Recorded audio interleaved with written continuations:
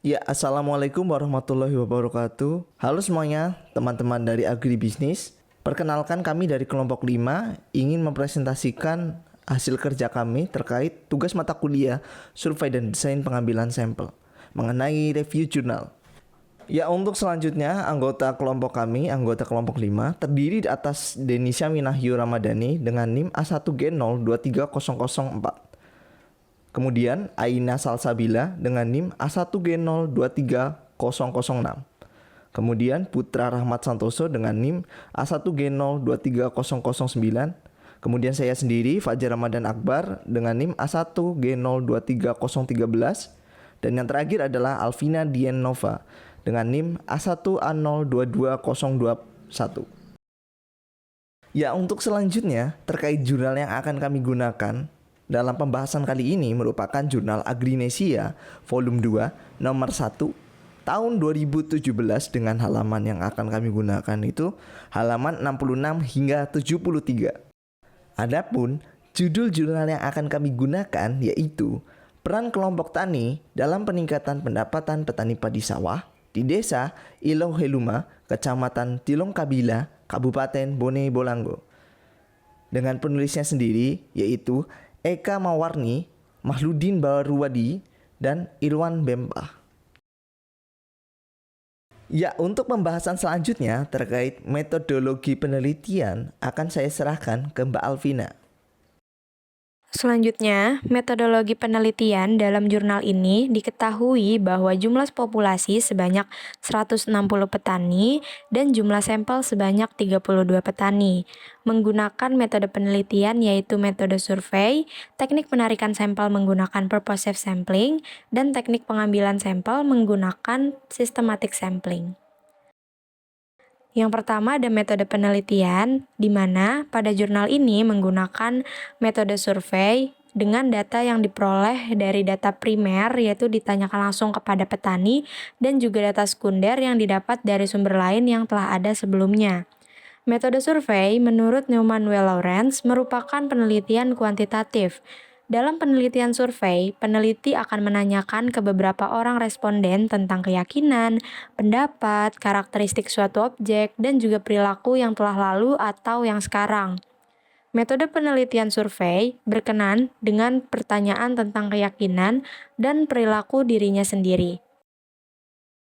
Yang selanjutnya ada teknik penarikan sampel.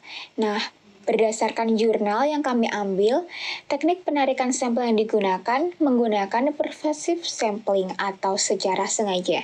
Nah, menurut Dana P. Turner sendiri, purposive sampling itu adalah teknik pengambilan sampel yang digunakan ketika peneliti sudah mempunyai target individu dengan karakteristik yang sesuai dengan penelitian.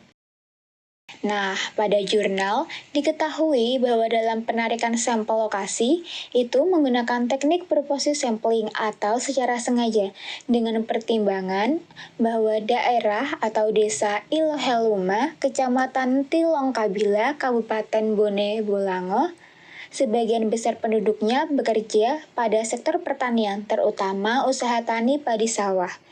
Selain itu, penarikan sampel juga dilakukan secara sengaja, di mana kelompok yang diambil yaitu kelompok lestari 36 petani padi sawah, kelompok lestari 36 petani padi sawah, kelompok lestari 3 42 petani padi sawah, dan kelompok fajar itu 46 petani padi sawah, sehingga jumlah populasi seluruhnya berjumlah 160 petani padi sawah di desa Iloh Heluma.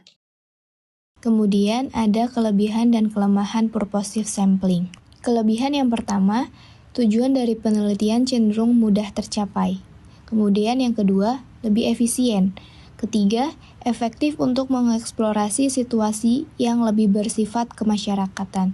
Dan yang keempat, teknik yang bisa menggunakan sumber data primer. Dan yang terakhir, cenderung mudah dilakukan. Untuk kelemahannya, yang pertama, tidak menjamin dapat mewakili populasi. Yang kedua, tidak bisa digeneralisasikan ke populasi. Yang ketiga, sulit digunakan pada bidang tertentu. Dan yang terakhir, rentan terjadi kesalahan karena penilaian sampel berasal dari peneliti. Kemudian, teknik pengambilan sampel yang digunakan dalam jurnal tersebut adalah probability sampling, berupa systematic sampling. Systematic sampling atau sampling sistematis adalah teknik pengambilan sampel berdasarkan urutan dari daftar anggota populasi yang telah diberi nomor urut. Kemudian, elemen-elemen sampel dipilih berdasarkan interval yang tetap dari daftar tersebut. Oke, selanjutnya di sini ada kelebihan dan kelemahan teknik systematic sampling. Yang pertama, untuk kelebihannya sendiri, yang pertama, mudah dipahami. Yang kedua, menghemat waktu dan biaya karena pengambilan sampel secara sistematis lebih cepat dengan mengikuti suatu pola. Yang ketiga, mengurangi perbedaan sampel.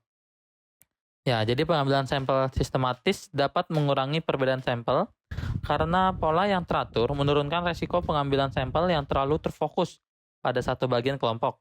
Ini membantu mendapatkan representasi yang lebih seimbang. Nah, untuk kelemahannya sendiri, yang pertama itu dapat menimbulkan bias.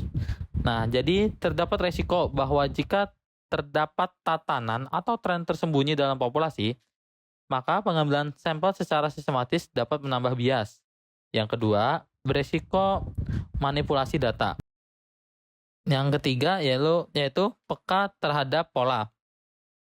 Pengambilan sampel yang dilakukan di dalam jurnal ini yaitu dengan mengurutkan populasi dengan memberi nomor urut dari 1 sampai 160. Kemudian diambil kelipatan 5, yaitu dari kelipatan 1, 5, 10, 20, dan seterusnya sampai dengan 160, sehingga didapatkan hasil sampel sebanyak 32 orang. Untuk referensinya sendiri, ini diambil dari Jurnal Firmansyah di tahun 2022 dengan judul Teknik Pengambilan Sampel Umum dalam Metodologi Penelitian, Literatur Review, Jurnal Ilmiah Pendidikan Holistik, dari halaman 85 sampai 144. Ya, sekian presentasi dari kami. Kami mengucapkan terima kasih banyak untuk kalian yang telah menyempatkan diri untuk menonton video kami. Jika kami memiliki kesalahan bertutur kata selama kami berpresentasi, kami mohon maaf sebesar-besarnya. Adapun jika kalian memiliki pertanyaan, silakan kalian tanyakan di kolom komentar. Jangan lupa share dan like video kali ini jika kalian merasa video kali ini bermanfaat. Sekian dari kami mohon izin undur diri. Selamat kembali beraktivitas.